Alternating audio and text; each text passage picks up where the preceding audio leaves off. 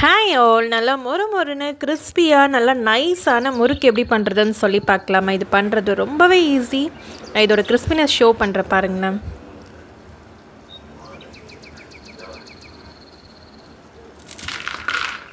முறுக்குக்கு மாவு அரைக்கிறதுக்கு 1 கப் அளவுக்கு உளுந்தை பார்த்தீங்கன்னா வறுத்து எடுத்துக்கலாம். இந்த அளவு எல்லாமே 1 கிலோ அரிசிக்கு போட்டு பண்ணும்போது கரெக்டாக வரும். உளுந்தை ரொம்ப வறுக்கணும்னு இல்லை, கொஞ்சம் நல்லா வாசனை வர அளவுக்கு வறுத்து எடுத்திங்கன்னா போதும். 1/4 கப் அளவுக்கு உடச்சக்கல்லையும் வறுத்துக்கலாம். இதுவுமே பார்த்திங்கன்னா ரொம்ப வறுப்படணும்னு இல்லை, கொஞ்சம் நல்லா லேசாக வறுத்தாலே போதும்.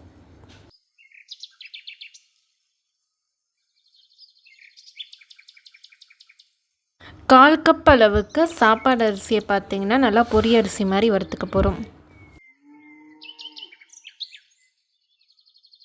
இது போல் அரிசியை நல்லா வறுத்து எடுத்துக்கலாம். இது எல்லாமே நல்லா ஆறட்டும்.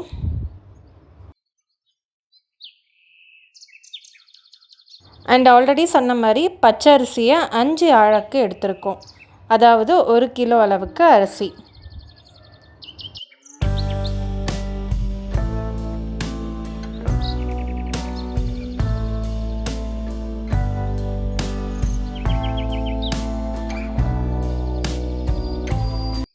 இது கூடவே வறுத்து வச்சது எல்லாத்தையுமே சேர்த்துட்டு மிஷினில் கொடுத்து மாவை அரைச்சி எடுத்துகிட்டு வந்துடலாம்.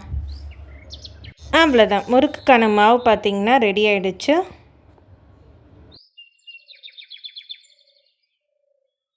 முறுக்கு பண்ணுறதுக்கு இதிலிருந்து மாவு எடுத்து ஒரு பவுலில் சேர்த்துக்கலாம்.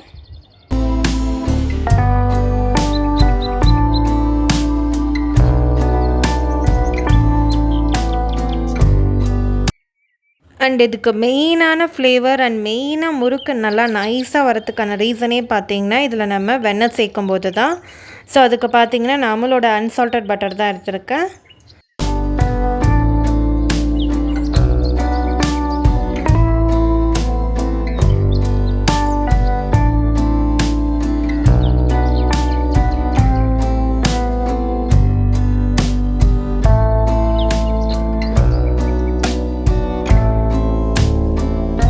இப்போ ஒரு பவுலில் தேவையான அளவு உப்பு சேர்த்துக்கலாம். அது கூடவே பார்த்திங்கன்னா எல்ஜியோட பெருங்காயத்தூள் சேர்த்துட்டு இது முழுகிற அளவுக்கு தண்ணி சேர்த்துட்டு நல்லா மிக்ஸ் பண்ணிக்கலாம்.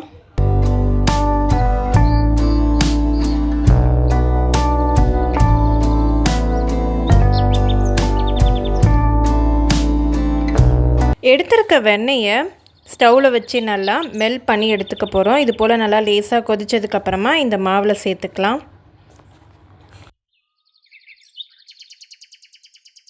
அது கூடவே தண்ணியில் மிக்ஸ் பண்ணி வச்சுருந்தா உப்பும் பெருங்காயத்தூளும் அதை சேர்த்துக்கலாம். சேர்த்ததுக்கப்புறமா நல்லா மிக்ஸ் பண்ணிக்கலாம். இதில் கொஞ்சம் கொஞ்சமாக தண்ணி சேர்த்து மாவை நல்லா சாஃப்டாக பிசைஞ்சு எடுத்துக்க போகிறோம்.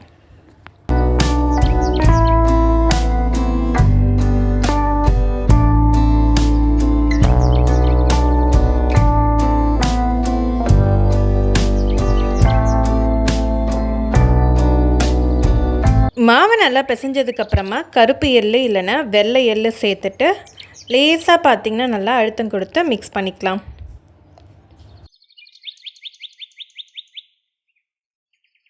இப்போ இதை ஒரு மூடி போட்டு மூடி வச்சிடலாம்.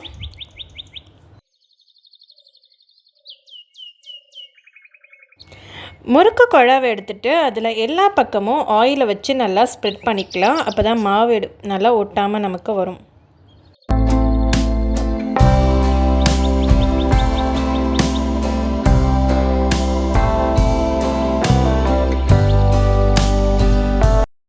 இப்போ இதிலேருந்து மாவு எடுத்துகிட்டு அதை ஒரு சிலிண்டர் ஷேப்க்கு பார்த்திங்கன்னா ரெடி பண்ணிவிட்டு இந்த முறுக்கு குழாயில் வச்சு முறுக்கு புழிஞ்சு எடுத்துடலாம்.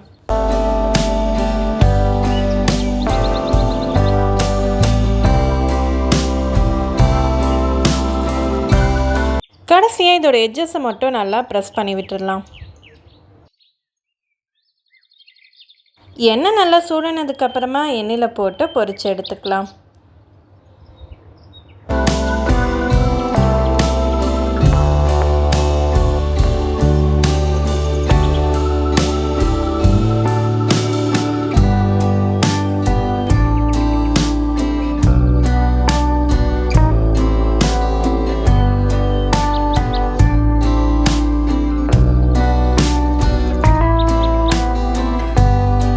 ரொம்ப கலர் மாறணும்னு இல்லை, எண்ணெயோட சலசலப்பு எல்லாமே நல்லா நின்னதுக்கப்புறமா எண்ணெயை நல்லா வடிகட்டிட்டு ஒரு பிளேட்டில் எடுத்து வச்சிடலாம்.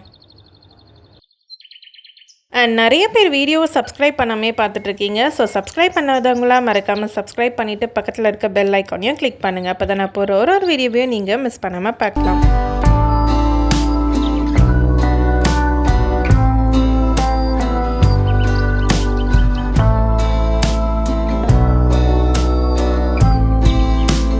அவ்வளோதான் ஃப்ரெண்ட்ஸ், நல்லா மொறுன்னு கிறிஸ்பியான நல்லா நைஸான முறுக்கு பார்த்திங்கன்னா ரெடி ஆகிடுச்சு. உங்கள் வீட்டில் நீங்களும் அதை ட்ரை பண்ணி பார்த்துட்டு மறக்காமல் எப்படி இருக்குதுன்னு சொல்லி கமெண்டில் சொல்லுங்கள். அண்ட் இதோட கிறிஸ்பினஸ் நான் ஷோ பண்ணுறேன் பாருங்களேன்.